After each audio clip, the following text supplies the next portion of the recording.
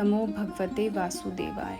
कार्तिक मास की कथा। एक नगर में एक ब्राह्मण दंपत्ति रहते थे। वे दोनों प्रतिदिन 7 कोस दूर गंगा और यमुना नदी में स्नान करने जाते थे। इतना दूर आने जाने से ब्राह्मण की पत्नी थक जाती थी।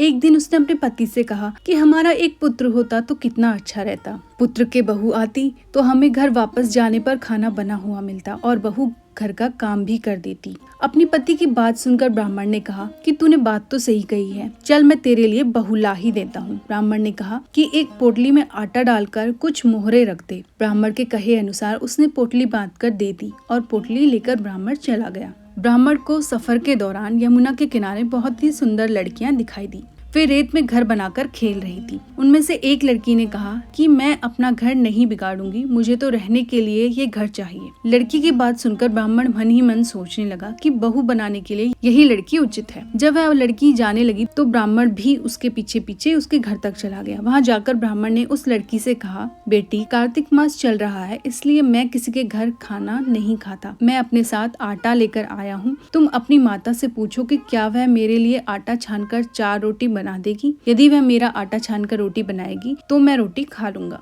लड़की ने जाकर अपनी माँ को ये सारी बात बताई। माँ ने कहा, उचित है, जाकर ब्राह्मण देव से कह दो कि वह अपना आटा दे दे, मैं रोटी बना दूंगी। जब वह आटा छानने लगी तो आटे में से मोहरे निकली। वह सोचने लगी कि जिसके आटे में इतनी मोहरे हैं उसके घर में कितनी मोहरे होंगी। जब ब्राह्मण खाना खाने बैठा तो लड़की की माँ ने ब्राह्मण से पूछा, क्या आपका कोई लड़का है और क्या आप उस लड़के की सगाई करने जा रहे हो? यह सुनकर ब्राह्मण ने कहा कि मेरा लड़का तो काशी में पढ़ने गया हुआ है, लेकिन यदि तुम कहो तो खांड कटोरे से विवाह करके तेरी बेटी को अपने साथ ले जाऊं। लड़की की माँ ने कहा, ठीक है ब्राह्मण देव। इस पर लड़की की माँ ने लड़की की खांड कटोरे से शादी करके ब्राह्मण के साथ भेज दिया। ब्राह्मण ने घर आकर कहा, रामू की माँ दरवाजा खोलकर देख, मैं तेरे लिए बहू लेकर आया हूँ। ब्राह्मण की पत्नी भीतर से ही बोली, हमारे तो कोई बेटा ही नहीं है, तो बहू कहाँ से आए? दुनिया ताने मारती थी, अब आप भी मारने लगे। ब्राह्मण ने कहा, तू दरवाजा खोलकर तो देख। जब ब्राह्मणी ने दरवाजा खोला तो सामने बहू को खड़ी देखा। उसने बहू का स्वागत किया और आदर सत्कार से अंदर ले गई। अब जब ब्राह्मण अपनी पत्नी के साथ नदी स्नान करने जाता तो पीछे से बहू घर का सारा काम करके खाना बनाकर रखती थी। वह उनके कपड़े धोती और रात को हाथ पैर भी दबाती थी। इस तरह बहुत दिन बीत गए। ब्राह्मणी ने अपनी बहू से कहा कि बहू कभी भी चूल्हे की आग मत बुझने देना और मटके का पानी खत्म मत होने देना। परंतु एक दिन चूल्हे की आग बुझ गई। यह देखकर बहू घबरा गई और भागी भागी अपनी पड़ोसन के पास गई और कहा कि मेरे चूल्हे की आग बुझ गई है, मुझे थोड़ी आग चाहिए। मेरे सास ससुर सुबह 5 बजे से गए हुए हैं, वह थके हुए घर आएंगे, इसलिए मुझे उनके लिए खाना बनाना है। यह सुनकर पड़ोसन ने कहा कि तू तो बावली है, तुझे यह दोनों मिलकर पागल बना रहे हैं। इनके कोई पुत्र नहीं है, ये निसंतान है। बहू ने कहा, नहीं ऐसा मत बोलो, इनका बेटा तो बनारस काशी में पढ़ने गया हुआ है। इस पर पड़ोसन ने कहा कि ये तुझे झूठ बोल कर लाए हैं, मेरी बात सच मान, इनके कोई बेटा नहीं है। अब बहू पड़ोसन की बातों में आ गई और कहने लगी कि अब आप ही बताओ मैं क्या करूं। पड़ोसन ने कहा कि करना क्या है, जब तुम्हारे सास ससुर आए तो जली हुई रोटियां बनाकर देना और बिना नमक की दाल बनाकर देना।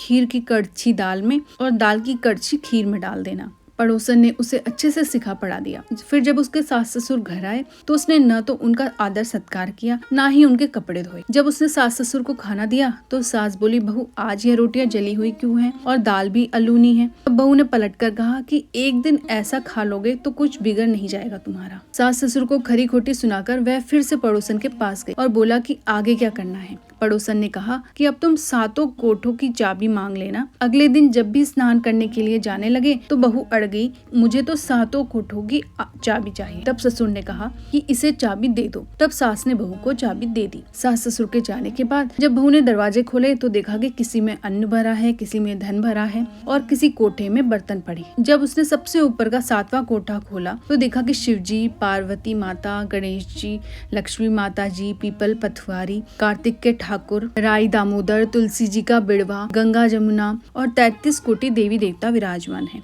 वहीं पर एक लड़का चंदन की चौकी पर बैठा माला जप रहा है। यह सब देखकर उसने लड़के से पूछा कि तुम कौन हो? तब लड़का बोला कि मैं तेरा पति हूँ, अभी दरवाजा बंद कर दे, जब मेरे माता पिता आएंगे तब दरवाजा खोलना। यह सब देखकर बहू बहुत खुश हुई और 16 श्रृंगार सुंदर वस्त्र पहनकर अपने सास ससुर का इंतजार करने लगी। उसने अपने सास ससुर के लिए अच्छे अच्छे पकवान बनाए। जब उसके सास ससुर घर पर आए तो उसने उनका आदर सत्कार किया और प्रेम पूर्वक खाना खिलाया और हाथ पैर दबाने लगी। पैर दबाते दबाते बहू ने कहा कि माँ, आप इतनी दूर गंगा यमुना स्नान करने के लिए जाती हो तो आप थक जाती हो, इसलिए आप घर पर ही स्नान क्यों नहीं करती हो। यह सुनकर सास कहने लगी कि गंगा जमुना घर पर थोड़ी बहती है। तब उसने कहा, हाँ माँ जी, बहती है, चलो मैं आपको दिखाती हूँ। जब बहू ने 7वां कोठा खोलकर दिखाया तो उसमें शिव जी, पार्वती, गणेश जी, लक्ष्मी जी, पीपल पथवारी, कार्तिक के ठाकुर, राई दामोदर, तुलसी जी का बिड़वा, गंगा जमुना बह रही थी और 33 कोटि देवी देवता विराजमान। वहीं चौकी पर बैठा एक लड़का माला जप रहा था। माँ ने उसे देखकर कहा कि बेटा तू कौन है? लड़का बोला, माँ मैं तेरा बेटा हूँ। तब ब्राह्मणी ने पूछा कि तू कहाँ से आया है? लड़के ने जवाब दिया कि मुझे कार्तिक के ठाकुर ने भेजा है। माँ ने कहा, बेटा यह संसार कैसे मानेगा कि तू मेरा बेटा है? माँ ने कुछ विद्वान पंडितों से मदद मांगी। पंडितों ने कहा, इस पार बहू बेटा खड़े हो जाएं और उस पार माँ खड़ी हो जाए। माँ ने चमड़े की अंगिया पहनी हो और छाती में से दूध की धार निकलकर बेटे की दाढ़ी मूंछ भीगे और पवन पानी से गठ जोड़ा बंधे, तब मानेंगे कि इस माँ का ही बेटा है। उसने ऐसा ही किया। चमड़े की अंगिया फट गई और छाती में से दूध की धार निकलकर बेटे की दाढ़ी मूंछ भीग गई। पवन पानी से बहू बेटे का गठजोड़ बंध गया। यह सब देखकर ब्राह्मण और उसकी पत्नी की खुशी का ठिकाना न रहा। तो यह थी कार्तिक मास की कथा। हे कार्तिक के ठाकुर, जैसे ब्राह्मण और ब्राह्मणी को बहू बेटा दिया वैसे सबको देना। कार्तिक मास की कथा कहने, सुनने और हुंकारा भरने वाले सब पर कृपा करना। हरे कृष्ण।